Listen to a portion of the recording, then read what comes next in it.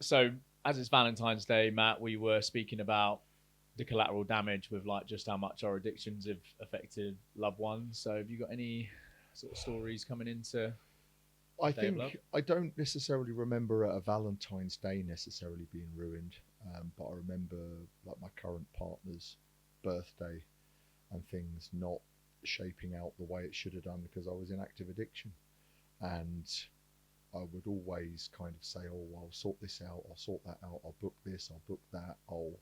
At the last minute, and say her birthday was the Friday, I'd still be saying this on Tuesday, Wednesday, because I'd just be completely run by the lunacy of the gambling. And then it's only really like on the day itself when you don't deliver that it kind of really hits you. Because I was always in my own head so much that it almost like it didn't matter until the actual day. Like the delusion of almost felt that like I could win loads of money the night before, and then I could just say we were doing something else that I would then sort out or then pay for. And it's sad like to kind of think about that because that was kind of to an extent for Valentine's Days, to an extent Christmas and birthdays as well. Um, and it's that was the case for a long, long time. Have you got a specific sort of Valentine's Day event you can recall? Yeah, so this poor, poor girl, Matt, and I can relate to it so much because when I was in active addiction, I used to lie about near enough everything, but I would say stuff that I'd done. For example, on this Valentine's Day, I'd be like, I'd booked something amazing, hadn't booked anything, but I was like, yeah, it was the following week, and I'd be like, yeah, like best experience ever, and I'm like, just didn't care until same as you, the time of the event, and then I had nothing booked. So there's two parts to this story. I did it 2 years back to back, Matt, and it was awful. And the first one, I was at the afters with these bunch of absolute wrong uns. I think the amount of people I used to end up with, and this one person in particular, be like, oh yeah, Valentine's Day next week. Like I said to my missus, I've got something special I haven't, and he was like, oh, I've actually got like a mate who works at the Lyceum Theatre for the Lion King, and I was like, this is a sign from God. I was like, my missus loves the Lion King. I was like, it's like, yeah, he can get you like really special like VIP tickets, and I was like, thank you God, like this is perfect. So I remember straight on the blower to my missus being like, yeah, like, I've got this amazing thing booked. Actually did have something booked. So it's £100 for two tickets. I was like, this is amazing. He said they're probably a blag then, but they were like £200 tickets. So I was actually meant to meet my missus that night, but I just didn't stop sniffing. I think we went through maybe two balls of cocaine, which was probably like 7 grams, and just again lied saying I was ill. I was like, I don't want to give you anything because I want us to be like feeling better for like this amazing thing next weekend. Anyway, I've like kept it a secret until the day before, and I'm like, right, I'm taking you to London. We're going to watch the Lion King. She was like, oh my, I was like, I've got a really special seats. Like I've gone all out here, making it sound like I spent an absolute bomb. But the only thing was, Matt, this guy I had to meet outside the theatre, right? So I Yeah. paid John, his name was, £100, and he was like, right, my mate. I was like, promise me he's legit. He's like, yeah, yeah, I won't do it. I don't even know this John well. Like, obviously, when I'm on the sesh, you trust everyone. I've made business ideas with him. We were going to fly like private jets to like Miami. It's an absolute joke. Anyway, so we're on the train, a message in the sky, no reply, and I'm like, oh fuck, like my legs twitching, like squeaky bum time. He's finally replied. He was like, yeah, all good, man. I'm like, oh, this is amazing. Like, I've absolutely crushed it.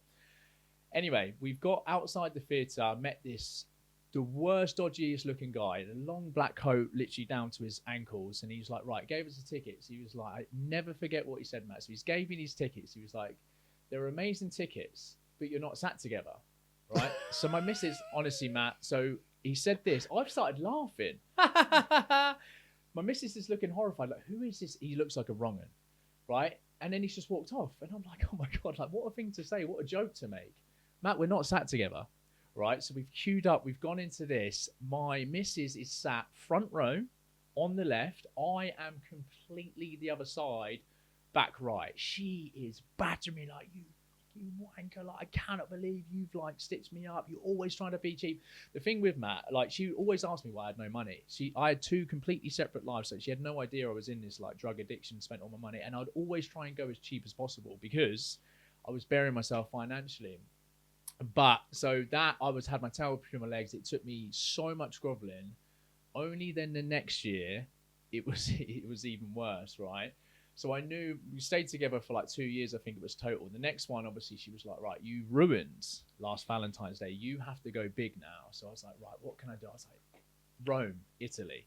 So I booked these tickets, gone all out, and we was going to get like photos together. I remember like paying for absolutely everything. But the worst thing was, Matt, I went on my manager's stag do a week before, right? And they were all rugby lads. I was the only footballer. Like my ball was round. Theirs was like chasing the egg. And I'm going to put a picture up on this just to prove it. So I got all of my hair shaved off and all my eyebrows like the week before. So we were like on the sesh, like having it. And for some random reason, this guy was like, you won't shave all your hair off. So yeah, fucking will. Like off my nut. And I let them pin me down, Matt. Say, let them. Completely bald. I put the photo up and I look ill. And I remember this was on the Friday, so we're in Cardiff in Wales, and I looked so bad, man. People were asking me I've had some sort of illness. They were like, I just looked like imagine no eyebrows, no hair. And anyway, I posted it on Facebook, and my missus has seen it, and she was like, "You cunt, like what have you done? You do realise we're going to Rome next week, and we've got photos."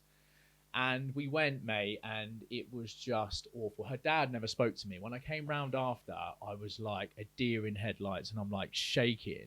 He's just looked at me like, you are a fucking embarrassing mess. And I was.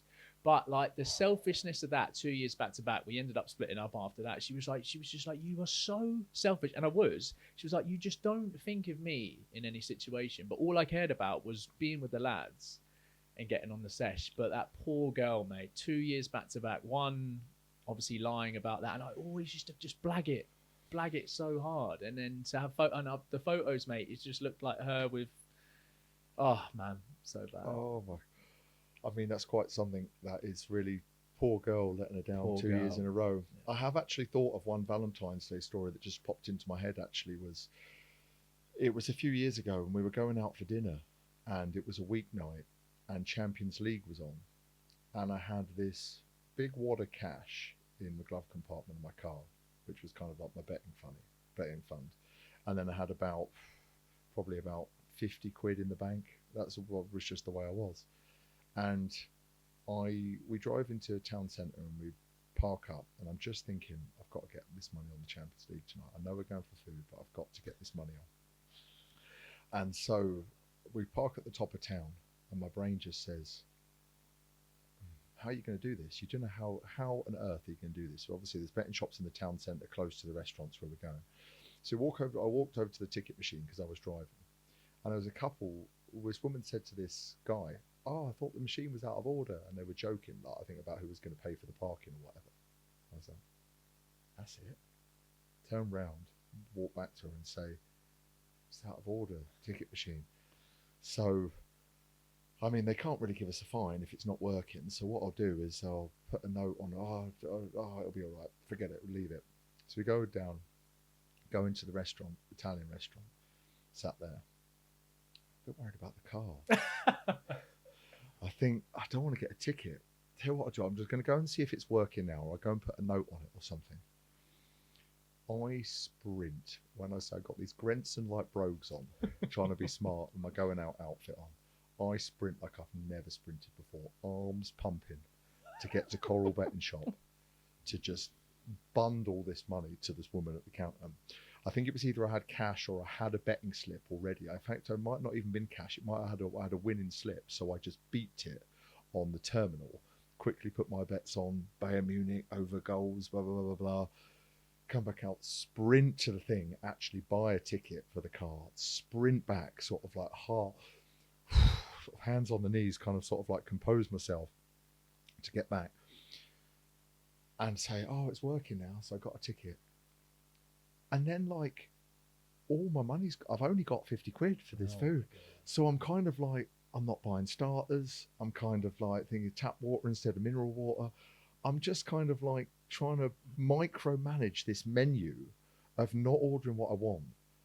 But I've just put 4 figures worth of football bets on moments before. And there was almost like there was no time to be like, keep some money back. Yeah, that was it. I didn't have cash. It was a winning betting slip. So I kind of didn't have the time to be like, right, can you pay me this bit out? I just like, whatever it was just like... Pure hijacked, mate. And just... Did it come to over £50? I think, I mean, it wouldn't surprise me if I just sort of said, "Do you want us to go halves?" or Oh. something like that, like, and just kind of blamed it on bank fraud or just Oh. ridiculous. That was the thing. I either had £1,700 in my car with two rubber bands around it, or I had 14 pence in the handbrake console and nothing in between. And yeah, just I think we've probably got some making up to do over the years of 100%. Oh, it's just the Valentine's years, Day. and like you said, family members, loved ones, just the lies and the selfishness is just destruction path is on another level. Yes. We're different men now, mate. Yeah, happy Valentine's Day. Happy Valentine's Day.